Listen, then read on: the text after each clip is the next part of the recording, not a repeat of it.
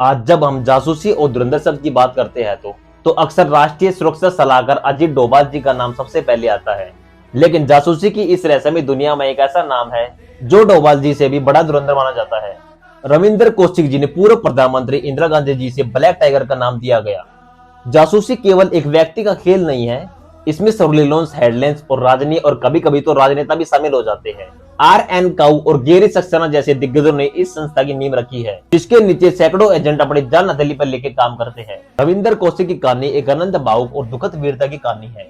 यह कोई प्रशिक्षित सैनिक नहीं था, बल्कि राजस्थान के गंगानगर का एक थिएटर कलाकार था, जो दिखने में बिल्कुल युवा विनोद खन्ना जैसा हैंडसम था। रो ने उनके नाटकों के दौरान उनकी देशभक्ति देखी और उनको असली दुनिया का एक्टर बनाने का फैसला लिया। उनकी परीक्षा तब शुरू हुई जब उनके प्रशिक्षण के दौरान बिना बताए पाकिस्तान के एक गांव में छोड़ दिया गया। लौटते वक्त भारतीय बेसपों ने उन्हें घुसपैठिया समझकर उनके पैर पे गोली मार दी गई, लेकिन अस्पताल में भी उन्होंने अपनी पहचान उजागर नहीं की।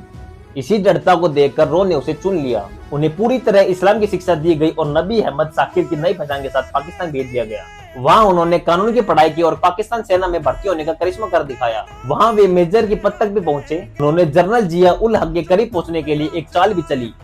जिया की वर्दी में खुद से एक अतिरिक्त सितारा लगा दिया, जिससे जिया उनसे भावात्मक रूप से जुड़ गए और उन्हें जनरल के घर तक पहुंच मिल गई। कौशिक की सबसे बड़ी उपलब्धि पाकिस्तान की कहूता परमाणु का पर्दाफाश करना था।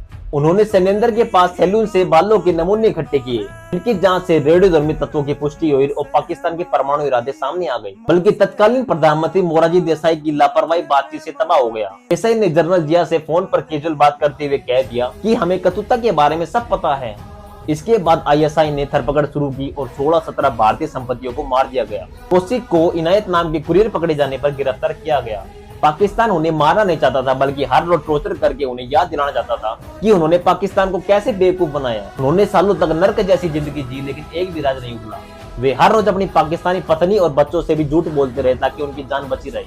अंत में 1983 में मियान वाली जेल में उनकी मृत्यु हो गई। उन्होंने एक बार कहा था, अगर वो अमेरिकी एजेंट होते तो उन्हें 3 दिन में छुड़ा ले जाते। जासूसी की इस दुनिया में इंसान अपने अपनों से भी झूठ बोलता है। वह एक अनाम नायक के रूप में मरता है और बिना किसी सार्वजनिक सम्मान और पदक के। किताब द दिल्ली डायरेक्टर इन्हीं सायों में छिपे नायकों के बारे में लिखी गई है।